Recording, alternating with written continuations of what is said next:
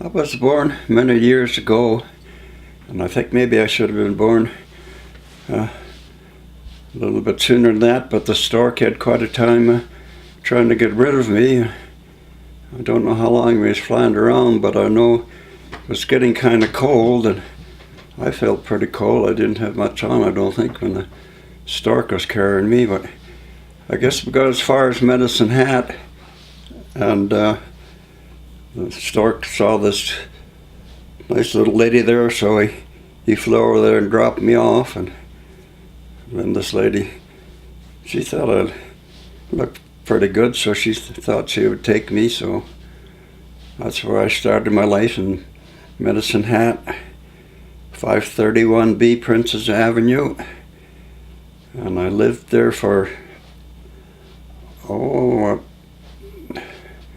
I suppose 8 or 9 years. Called that my home. But then we used to come up to this country.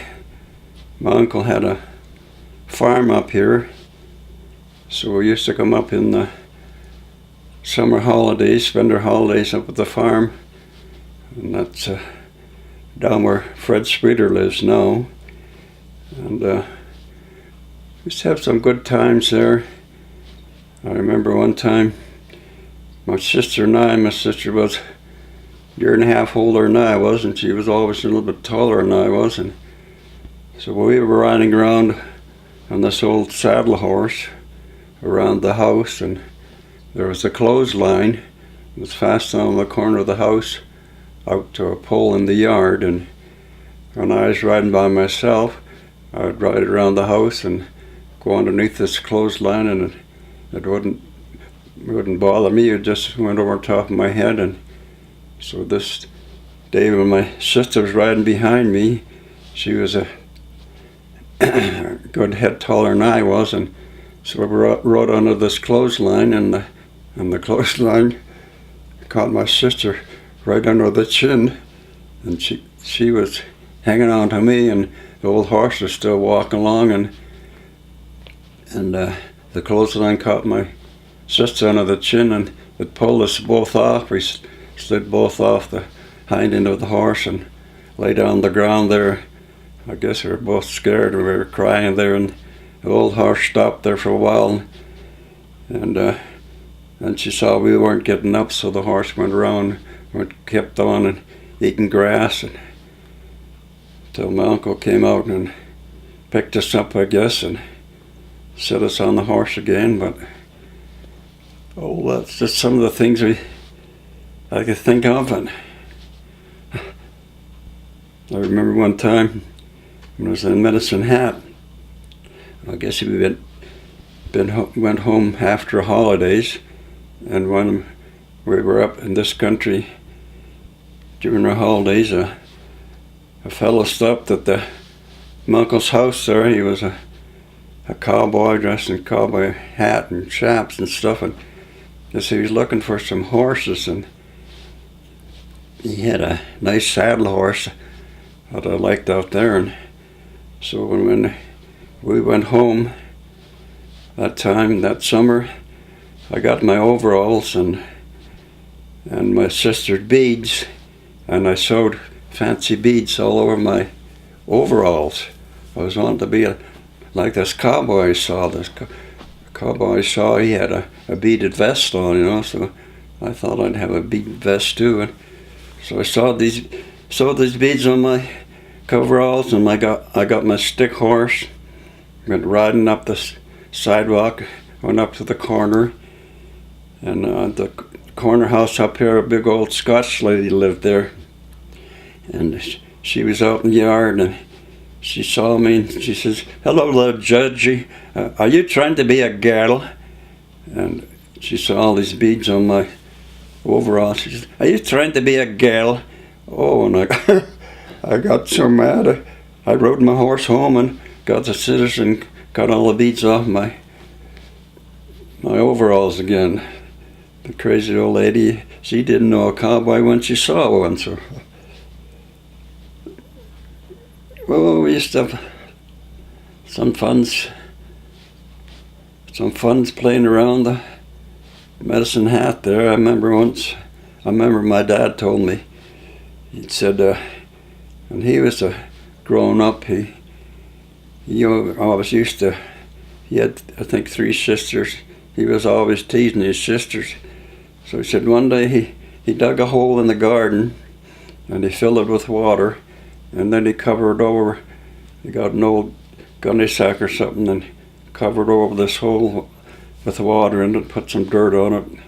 Then he went and got his sisters and he says, "Oh, come here, Helen, I want to show you something." So he goes walking down between the garden plants there, and he stepped over this hole with the water in it, and the sister behind him, she didn't see it. She stepped right into the hole, and stepped into about a foot of water and mud, and she went and told her mother, and my dad said he got a licking for being so bad. And so one day I thought about this, and when I was a kid I went out in the garden and I dug a hole and filled it with water, and I didn't want to cover over it, so my mother had some flour sacks. I guess she was hanging on the line that she was washing them, I guess.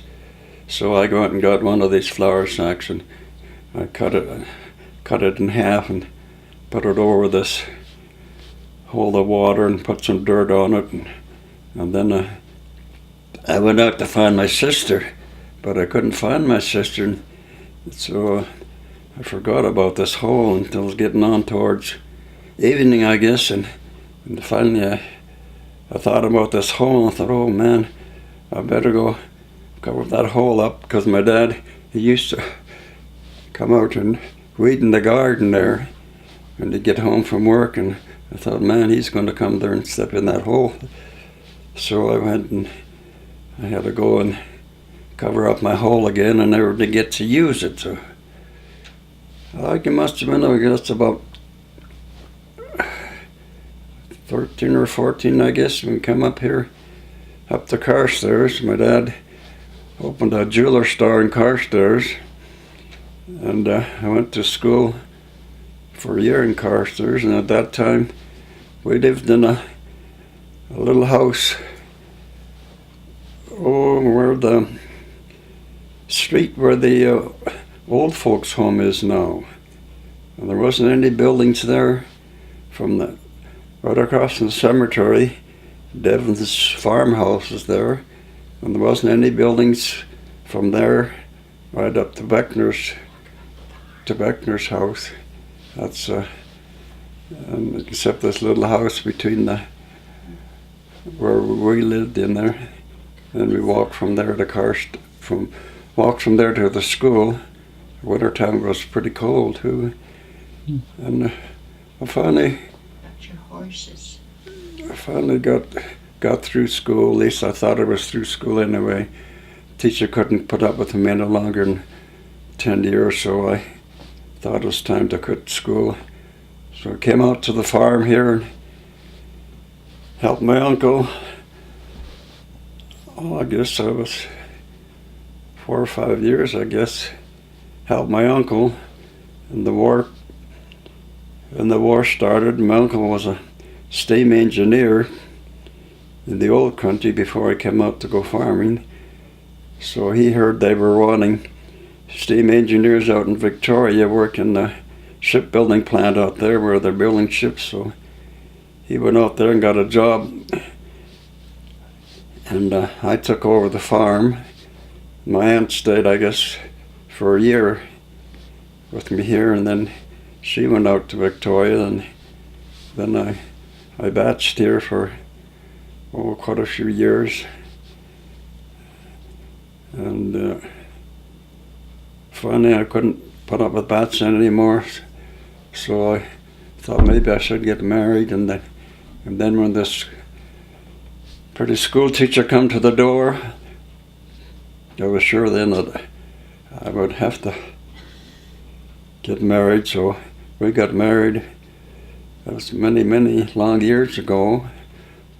Okay. Well, one day it was raining I was in the house, I guess, and I heard a knock on the door. Went to the door, and here was a pretty young girl, and she wanted to know where Abe Reese lived, and Abe Reese was my neighbor, and he was a Mennonite minister.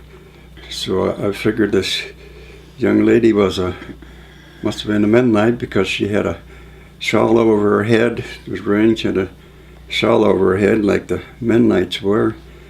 So I told her where Abe Reese lived, and then I guess she went away. And next day or day after, I talked to my neighbor, and I said, did the young lady stop at your place the other day? And he said, yes, she's going to be the teacher at Westhope School over here.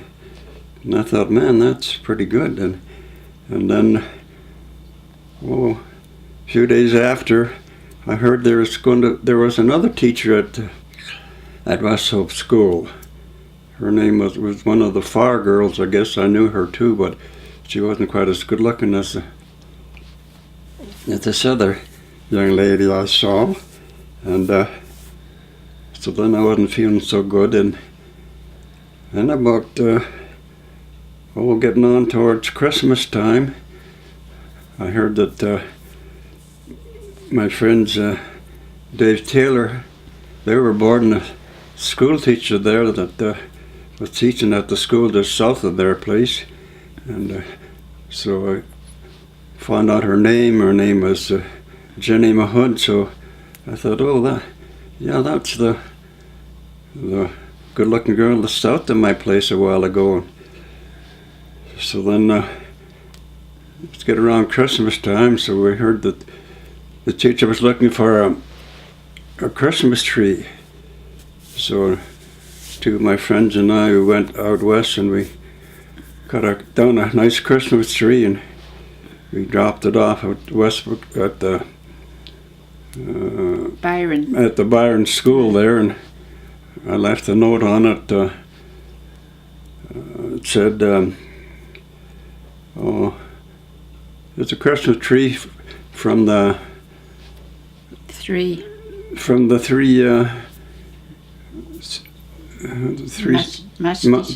musty steers, and so we signed her name on it, and I said the price of this tree, one bag of candy and a kiss.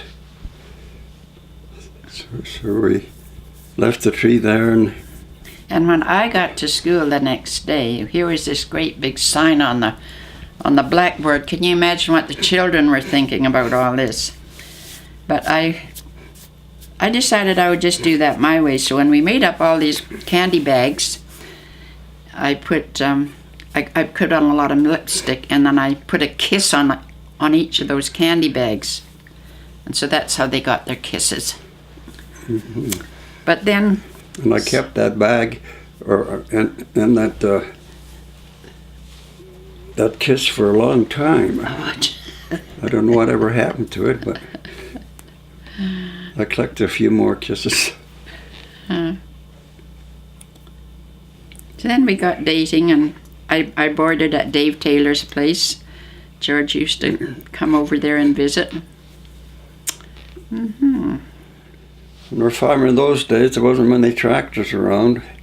Everybody had horses, and my uncle had a lot of work horses too, so I took that over when I started farming, and have to get up early in the morning and harness the horses and take them out in the field and sit on an old iron plow seat for 8 or 9 hours a day, and I don't know how many pants I wore out, but finally made it through anyway. And I guess we had some pretty good horses, but a few years after, the neighbors started getting tractors, and I'd be sitting on this plow seat in the field watching neighbors drive around on their tractors, and they'd be plowing about 15 acres a day, and I'd be lucky if I got 3 or 4 acres plowed. So I finally got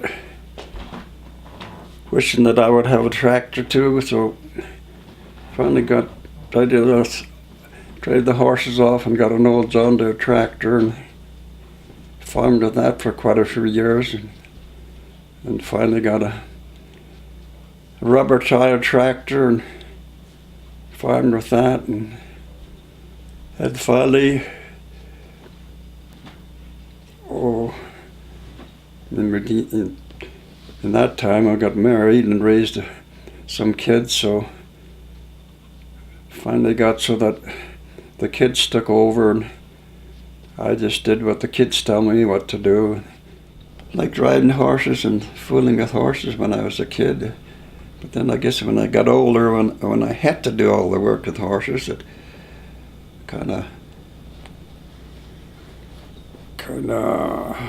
I guess I kind of got my full of horses, but now in later years I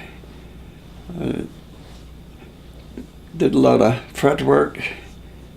Years ago, I bought a saw from a fellow, and he had rigged up a sewing machine, rigged it up into a fretwork saw, and then you pedal like a sewing machine, and the blade would go up and down. I did a lot of fret work. I did quite a lot of fret work and give it away to different people, and I still like working with wood like that, and repairing stuff, but I don't work too hard at anything right now. But You read a lot of Western books? Well, yes, when I have time, when I'm not washing dishes and doing housework, I read Western books, and I read quite a few of them. And You spent a lot of time helping the boys. yeah, no, and all my sons they say now you don't have to do any work, you can come and help me for a bit, so I go down and help them, and sometimes help Eric with his cows, and Danny with his horses, and some of the other guys with the things they have to do. And I started to go to the church many years ago. It was just a little wooden building then that they'd moved down from 5 or 6 miles farther north, and Fred Vedder gave them the land where they put the church on, and we went there for quite a few years until finally the thing burned down. Then we had to build another church, and the church they built then, I thought it was a monster. It was so big I thought it would never get full, but it's finally full now, and we had to go and build another church, a bigger one, and it's getting pretty full too, pretty full at this time too. So maybe in a couple of years we're going to have to build another church. Yeah. What a dream. Mm-hmm. We had a holiday trader those years, and Fifth wheel, yeah. went down the States with that, and went to these different places where the map people were working. Mm-hmm. There was always, in the group, there'd be 4 or 5 of us, and there'd be one guy that was a retired plumber, and he could do the plumbing work, and there was 2 or 3 people that were Electricians. or carpenters, and so we had a pretty good We could get the jobs done. group, like, and I guess we worked on quite a few churches. Had a good time. Made some good friends. Getting so I can't remember all the things we did. So at that time I happened to be the last in the Taylor line of that family. My dad, well, he had 2 sisters. He didn't have any brothers, so he was the last in that line, and then I was the last in his family. So I figured, well, I better change that. So when I got married, now we We had 8 kids, 5 of them were boys. So now the Taylor family is going to go on for a few more years, I guess. But we got some other Taylor boys coming up, and so I think they're going to probably help me out. In a few more years, we're going to have some more Taylor boys. So I think maybe the Taylors are here for a few more years yet. So I guess I won't have to hang around for too many more years. I might make it for another couple of years. But